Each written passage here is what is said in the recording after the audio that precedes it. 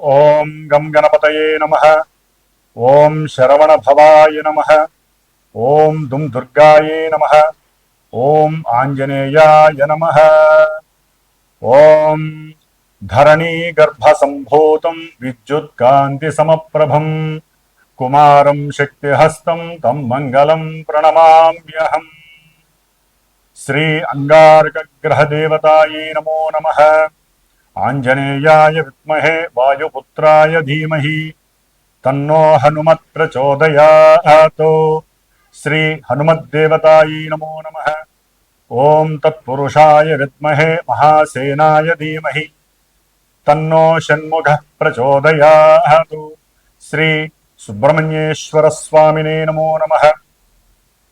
వీక్షిస్తున్నటువంటి ప్రేక్షకులందరికీ కూడా సుబ్రహ్మణ్యేశ్వరుడు అనుగ్రహం కలుగ్గాక. ఈ యొక్క అక్టోబర్ మాసంలో మనకి 28వ తేదీ నుండి డిసెంబర్ దాదాపుగా 7వ తేదీ వరకు కూడా 45 రోజులు మన భూమికి అత్యంత దగ్గరగా ఉంటూ భూమి నుంచి విడదీయబడినటువంటి ఆ యొక్క కేశవుడు మరియు భూదేవి యొక్క కుమారుడుగా రుద్రాంశభూతుడుగా మరి అంగారకుడు అనగా కుజుడు, ఆయనే మంగళుడు, సమస్త మంగళాలని ఇస్తాడు. అట్లాగే ఈ కుజగ్రహం అనేటటువంటిది మోస్ట్ ఎనర్జెటిక్ పవర్ఫుల్ ప్లానెట్. అంటే ఈ అంతరిక్షంలో ఉన్నటువంటి గ్రహాలలో చాలా శక్తివంతమైనటువంటి గ్రహము.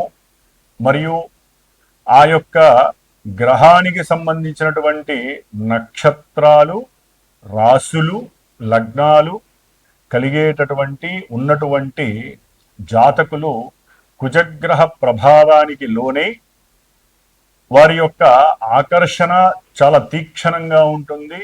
వారు మాట్లాడే ధోరణి కూడా చాలా మూమెంట్ చాలా ఫాస్ట్గా ఉంటుంది. అంటే త్వరగా నిర్ణయాలు తీసుకోవటం, త్వరగా మాట్లాడేయటం, తర్వాత ఆ మాటకి తగ్గ ప్రతిస్పందనగా బాధపడటము, లేదా అహంకార ధోరణి, కొన్ని కుళ్ళు కుతంత్రాలతో కూడుకున్నటువంటి ఈర్ష్యా స్వభావాలు.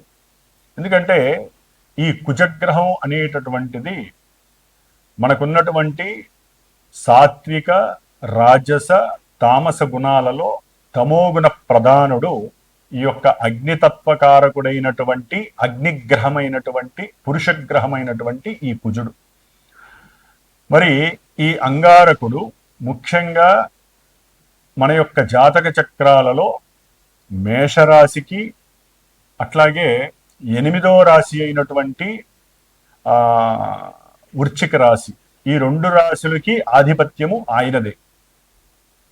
అలాగే మనకున్నటువంటి 27 నక్షత్రాలలో మృగశిరా నక్షత్రము, అట్లాగే చిత్తా నక్షత్రము, ఇది చిత్తా నక్షత్రం, మృగశిరా నక్షత్రము వృషభ రాశిలో 2 పాదాలు, మిథున రాశిలో 2 పాదాలు ఉంటాయి. అంటే ఈ కుజగ్రహము ఇటు శుక్రుడు ఫలితాలని, ఈ యొక్క బుధగ్రహ ఫలితాలని నక్షత్ర రూపకంగా ఇస్తూ ఉంటాడు. అలాగే మనకి చిత్తా నక్షత్రము 2 పాదాలు కన్యారాశిలోను, 3-4 పాదాలు తులారాశిలోను ఉంటాయి. అంటే ఇక్కడ కూడా బుధగ్రహము, శుక్రగ్రహం ఇచ్చే ఫలితాలు ఈ నక్షత్ర జాతకులకి వర్తిస్తూ ఉంటుంది.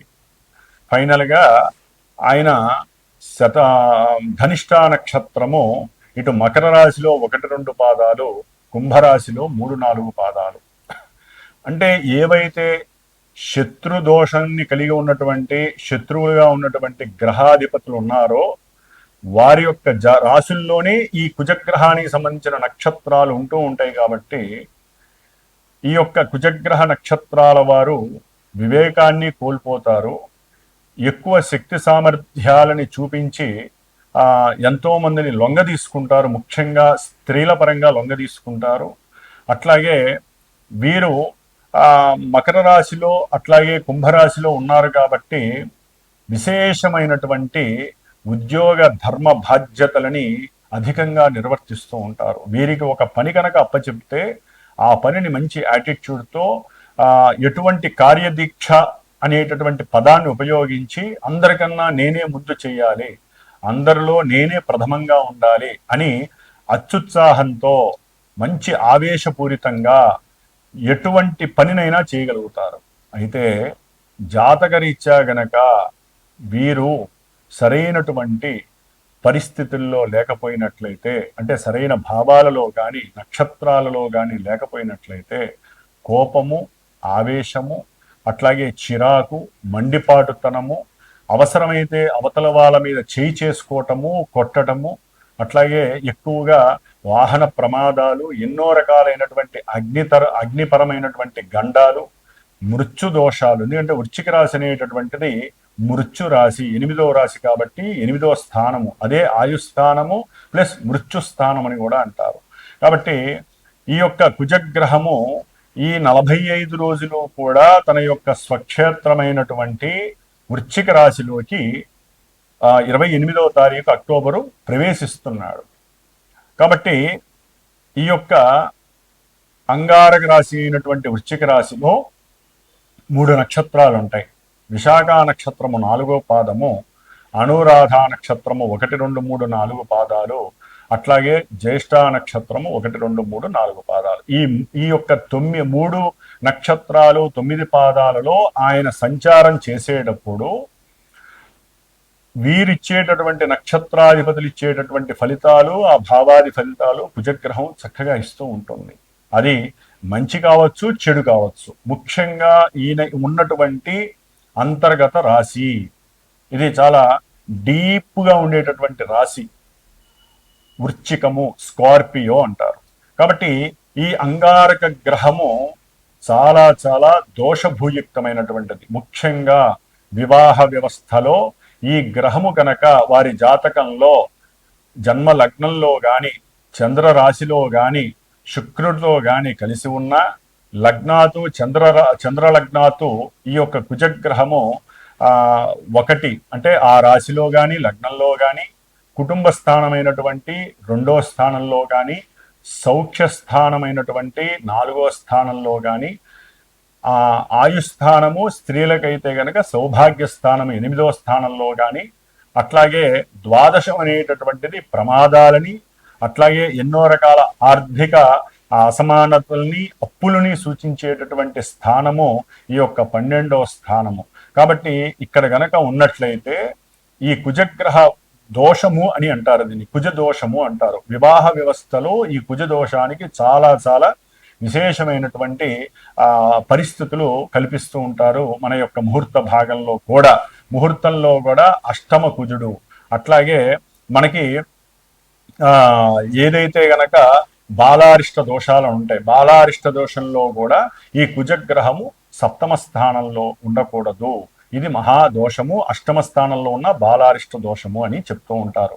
కాబట్టి ఈ కుజగ్రహం వలన చక్కగా ఉన్నటువంటి వారి జాతకాలలో గనక అవయోగాలుగా ఈ కుజగ్రహం ఇచ్చినట్లయితే గనక జాతకరీత్యా మాత్రమే దంపతుల మధ్య ఉన్నట్టుండి ఆకస్మిక విరోధత్వము, అంటే ఇప్పుడు నడుస్తున్నటువంటి గ్రహస్థితి రీత్యా ఆకస్మికంగా గొడవలు బిగినవుతాయి.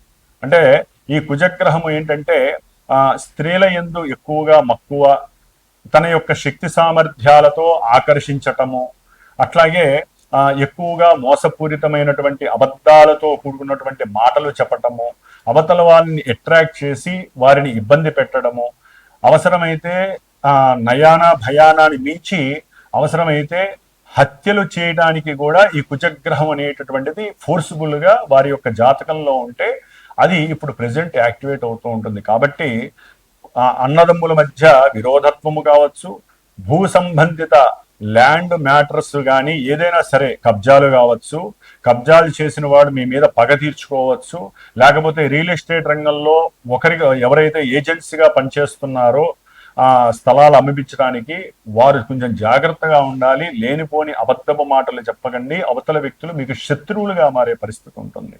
ఎందుకంటే వృశ్చిక రాశిలో కుజుడు వచ్చినప్పుడు రహస్య స్థావరాలకి సంబంధించి, అట్లాగే ముఖ్యంగా మిలిటరీ వ్యవస్థ కావచ్చు, ఈ వ్యవస్థల్లో ఎన్నో రకాలైనటువంటి ప్రాబ్లమ్స్ కలిగే అవకాశాలు ఉంటాయి. మన యొక్క రహస్యాలని బయట దేశాలకి అందించే పరిస్థితులు కూడా ఉద్యోగస్తుల్లో ఉండేవారు ఉంటారు. ముఖ్యంగా ఇది జలరాశి కాబట్టి ఆ జల సంబంధితమైనటువంటి సముద్రాలు కావచ్చు, నదుల్లో కావచ్చు, ఆ అగ్ని అగ్ని కొండలు ఉంటాయి లోపల, అంటే అగ్ని జ్వాలలు బయటికి రావటము, అలాంటి అంటే లావా కొండలు బద్దలవ్వటము అలాంటివి కావచ్చు, లేకపోతే జల సంబంధితమైనటువంటి ప్రమాదాలు జరగచ్చు. మొన్న కుజుడు వృషభ రాశిలో ప్రయాణ స్థానంలో ఉండటం ద్వారా మరి ఎన్నో రకాలైనటువంటి వాహనాల ద్వారా అగ్ని జ్వాలల ద్వారా ఎన్నో ఇబ్బందులు కలిగినాయి. ఇప్పుడు వాటర్కి సంబంధించి జల సంబంధిత సమస్యలు, జల సంబంధిత గండాలు ఎన్నో కలగటానికి అవకాశాలు ఉన్నాయి. ముఖ్యంగా ఈ స్థానము స్త్రీలకి ఋతు సంబంధపరమైనటువంటి హార్మోన్స్ ఇన్బ్యాలెన్సింగ్ వలన వచ్చేటటువంటి అసమానతల వలన వచ్చేటటువంటి ఎన్నో రకాల ఋతు సంబంధమైన పీరియాడిక్ ప్రాబ్లమ్స్ ని క్రియేట్ చేసే స్థానం ఇది. అంటే గర్భ సంబంధిత దోషాలని, గర్భవిచ్చిన దోషాలను కలిగజేసే స్థానము వృశ్చిక రాశి. మరి ఆ రాశిలో మహానుభావుడు కుజుడు వచ్చి సొంత ఇంట్లో చాలా బలంగా ఉంటున్నాడు. స్వక్షేత్రగతుడైనటువంటి కుజుడు తన యొక్క సొంత ఇంట్లో ఉండటం అనేటటువంటిది ఒక రకంగా మంచిదైనప్పటికీ కూడా ఆ స్థానము 8వ స్థానం అవటం ద్వారా న్యాచురల్ జోడియాక్లో ఇది అంత మంచిది కాదు. కాబట్టి ప్రమాదాలు, హత్యలు, కుట్రలు, కుతంత్రాలు, అబద్ధాలు, అట్లాగే ఎన్నో రకాలైనటువంటి విపరీతమైనటువంటి నేచర్కి విరుద్ధంగా ప్రవర్తించటము, ఆ ప్రపంచానికి ఒక సమస్యలు ఎన్నో ఉత్పన్నమయ్యేటటువంటి, ముఖ్యంగా ఈయన దీర్ఘకాలిక రోగాలను కలుగు చేస్తాడు, శత్రువులను వృద్ధి చేస్తాడు. అట్లాగే అప్పుల బాధ ఒకటి కాదండి. మన భూప్రపంచంలో ప్రతి మానవుడు ఇల్లు కట్టుకోవడానికో, బండి కొనుక్కోవడానికో, చివరికి పెళ్లి జరపడానికి కూడా అప్పులు చేసి పిల్లల్ని చదివించాలన్నా, ఏది చేయాలన్నా అప్పు అనేది సర్వసాధారణమైంది. ఈ యొక్క రుణ బాధలకి కూడా ఈయన కారకుడు. శత్రు రోగ రుణ వృద్ధి కారకుడు కుజుడు. అష్టమ స్థానము దాన్ని వృద్ధి చేయటమే గాని తగ్గించే పరిస్థితి లేదు. ముఖ్యంగా వివాహ యోగము లేనటువంటి వారికి కుజదోషాల వలన, అట్లాగే సంతానపరమైనటువంటి దోషాలు, అది ఏ రకంగానైనా సంతానం లేకపోవటం, సంతానం పుట్టి చనిపోవటము, లేకపోతే సంతానం పుట్టిన తర్వాత వారికి రకరకాలైనటువంటి అంటే శారీరకంగా ఎదగలేకపోవటము, లేకపోతే గర్భవిచ్ఛిన్న దోషాలు 3వ నెలలోనో 2వ నెలలోనో గర్భవిచ్ఛిన్న దోషాలు జరగటము. ఎందుకంటే ఇప్పుడు ఎందుకు చెప్తున్నామంటే ఈ వృశ్చిక రాశిలో ఉన్నటువంటి కుజుడు రాహుని 4వ దృష్టితో చూస్తున్నాడు. ఎక్కడైతే రాహుకి కుజుడికి సంబంధము కలుగుతుందో అది మనకి కాలసర్ప యోగ దోషంగా భావించబడుతుంది. అది ఏ రకంగానైనా కానీ వాళ్ళిద్దరికీ సంబంధం ఉండకూడదు. కాబట్టి ఒక రకంగా చెప్పాలంటే ఇది చాలా ఇబ్బందికరమైనటువంటి పరిస్థితుల్ని తెలియజేస్తోంది ఈ కుజగ్రహము రావటం అనేటటువంటిది.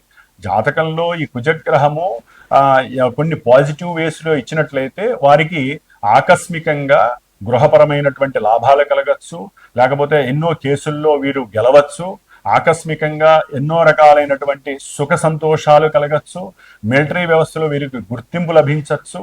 ఇట్లా జన్మజాతకంలో వారికి గనక కుజుడు అనుకూలమైన భావాలని, అనుకూల నక్షత్రాల్లో ఉన్నట్లయితే వీళ్ళు రియల్ ఎస్టేట్లో ఒక టాప్ మోస్ట్ లీడర్స్గా ఉంటారు. రాజకీయంలో కూడా చాలా పెద్ద పెద్ద వాళ్ళతో ఇంటర్లింక్స్ నడిపే వాళ్ళే ఉంటారు.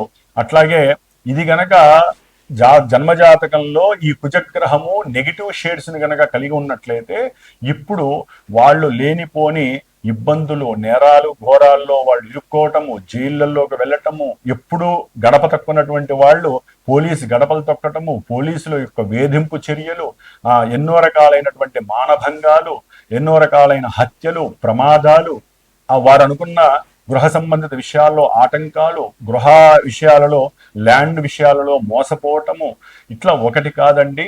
ఆడవాళ్ళకైతే కనుక గర్భ సంబంధిత దోషాలు చాలా ఇబ్బంది కలిగించేలాగా అవకాశం కలుగుతోంది. కాకపోతే ఇక్కడ ఒక చిన్న భగవంతుడు మనకి ఇచ్చిన అదృష్టం ఏంటంటే గురువు ఉచ్చస్థితిలో ఉండి దాదాపుగా డిసెంబర్ 5వ తేదీ వరకు ఈ కుజగ్రహాన్ని తన యొక్క దృష్టితో చూడడం ద్వారా ఈ యొక్క ఇబ్బందుల్లో కొంతవరకు మనకి ఎటువంటి ఇబ్బందులు లేకుండా డైవర్ట్ చేసే శక్తి గురుగ్రహం మనకిస్తోంది. అయినప్పటికీ వివాహము, సంతానము, అట్లాగే భూ సంబంధిత కబ్జాలు, లేకపోతే కొంతమందికి అయితే గనక అన్నదమ్ములతో విరోధాలు, లేకపోతే ఆర్జితం అంటే అక్రమంగా వారి యొక్క ఆస్తులని గృహాలని ఎవరైనా ఆక్యుపై చేసి వీళ్ళని మోసం చేయటము, భయపెట్టడము, అవసరమైతే వారిని హత్య చేస్తానని బెదిరించటము, లేకపోతే ఇంట్లో అన్నదమ్ముల్లో అంతర్గత శత్రుత్వం పెరగటము, లేదా కుజదోషం ఉన్నటువంటి వాళ్ళకి ఓ పట్టాని వివాహం జరగకపోవటము, ఇవన్నీ కూడా ఈ కుజుడు అలాగే కుజుడు రాహుని చూడటం ద్వారా జరుగుతున్నాయి. కాబట్టి మీరు అవకాశం ఉన్నటువంటి వాళ్ళు ఎవరి జాతక చక్రంలోనైనా ఇలాంటి దోషాలు ఉంటే కనుక తప్పకుండా సంప్రదించండి. అందులో ముఖ్యంగా మనకి ఈ కార్తీక మాసంలో నవంబరు 20వ తారీఖున కార్తీక మాసం వెళ్ళిపోయి మార్గశిర మాసము 21 నుంచి ప్రారంభమవుతోంది. ఈ మార్గశిర మాసంలోనే మనకి దాదాపుగా నవంబరు 26వ తేదీన సుబ్రహ్మణ్య షష్ఠి, దీన్నే కుమార షష్ఠి అంటారు. ఆ పార్వతీ తనయుడైనటువంటి సుబ్రహ్మణ్యేశ్వరుడు ఈ కుజగ్రహానికి అధిష్టాన దేవత, ఆయనే మంగళుడు అంటారు అందుకని. కాబట్టి ఈ దోషాలు ఎవరికైనా ఉన్నట్లయితే ఈ సుబ్రహ్మణ్య షష్ఠి రోజున, స్కంద షష్ఠి రోజున, ఎందుకంటే ఆయన డిసెంబర్ 7 వరకు ఉంటాడు.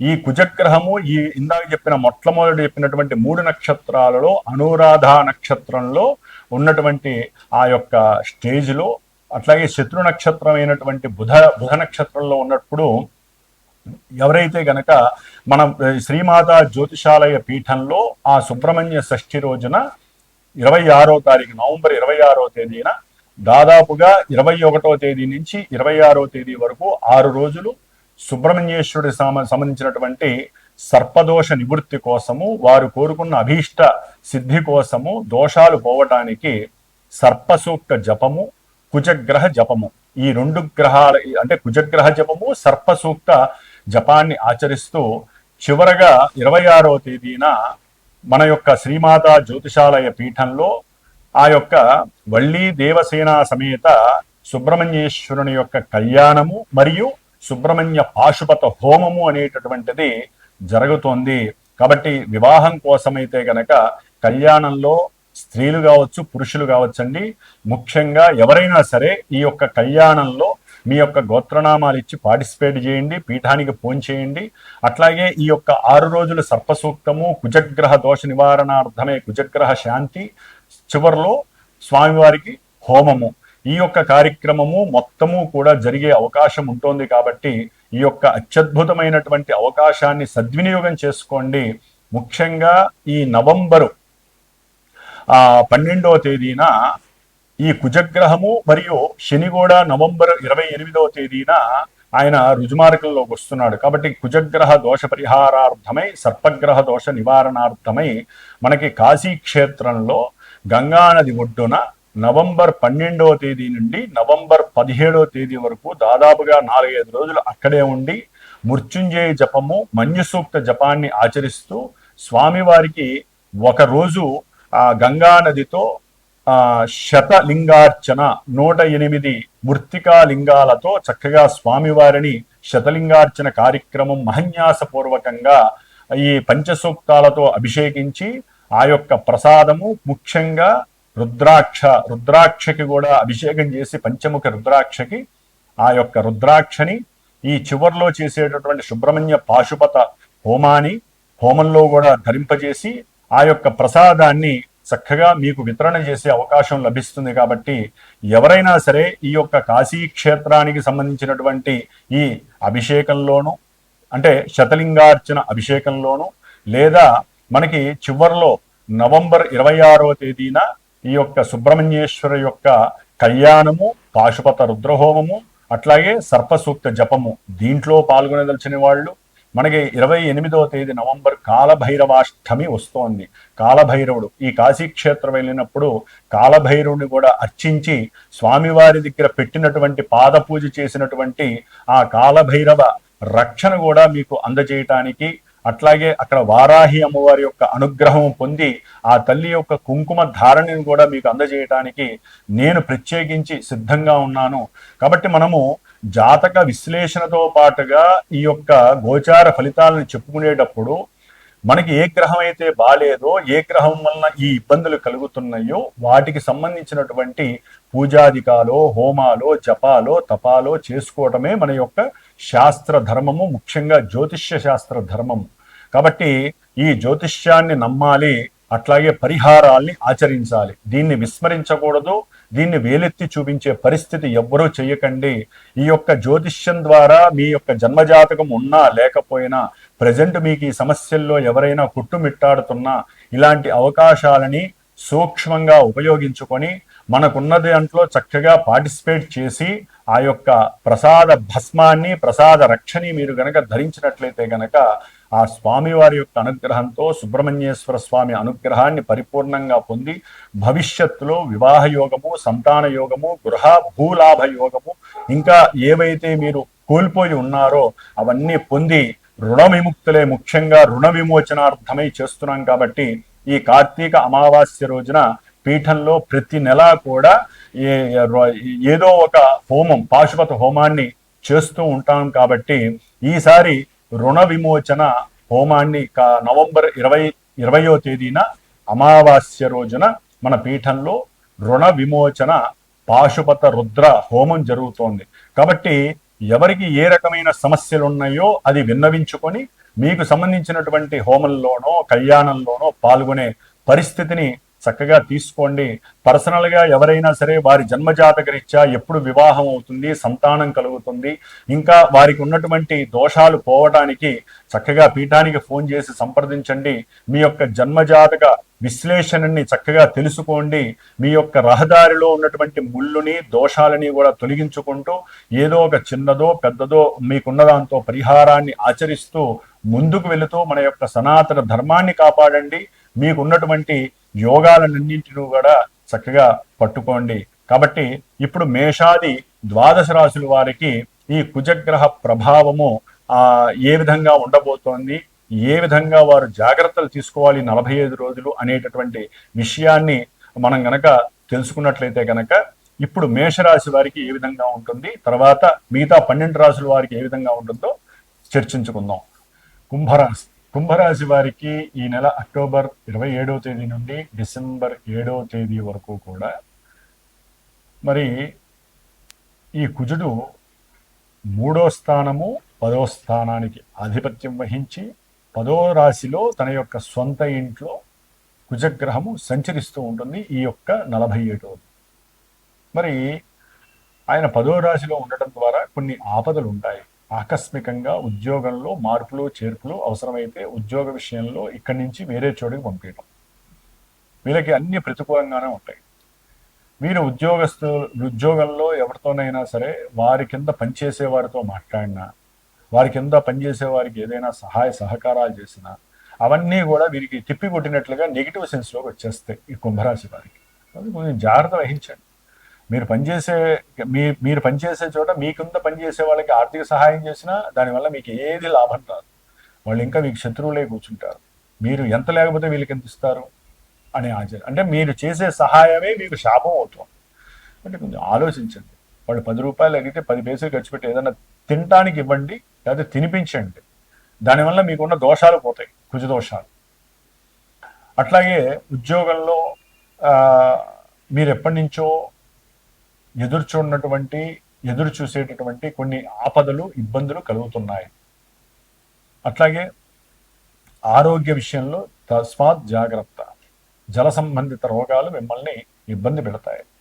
అంటే ఏదైనా నీళ్ళలో దిగేటప్పుడు, లేకపోతే ఉద్యోగరీత్యా వెళ్ళేటప్పుడు కార్లలో కానీ, బస్సుల్లో కానీ, ట్రైన్స్లో కానీ కొంచెం జాగ్రత్త వహించండి. అంటే కొంచెం పరాకుగా ఉండాలి. లేకపోతే మృత్యువు అనేటటువంటి దోషము మిమ్మల్ని ఆవహిస్తుంది కుంభరాశి వారికి. ఎందుకంటే కుజుడు రాహువు, కుజగ్రహ చూపు రాహు మీద పడుతోంది. అట్లాగే ఈయన చతుర్థం మీద పడుతోంది. విద్యార్థులకి వారు ఆశించినంత శుభ ఫలితాలు జరగకపోవచ్చు. సంతానపరంగా కూడా కొంత నెగిటివ్గా మీకు మార్కులు లభిస్తాయి. అంటే కుంభరాశి వారికి సంతానపరమైనటువంటి సమస్యలు, వాళ్ళతో ఏది మాట్లాడినా, వారు చేసే ఉద్యోగాల గురించి మీరు మాట్లాడిన దోషమే, వారు ఇట్లా ఉండరానైనా అట్లా ఉండరానైనా కూడా మీకు అది దోషమే. దాని పరంగా కూడా మీకు సుఖం లభించదు.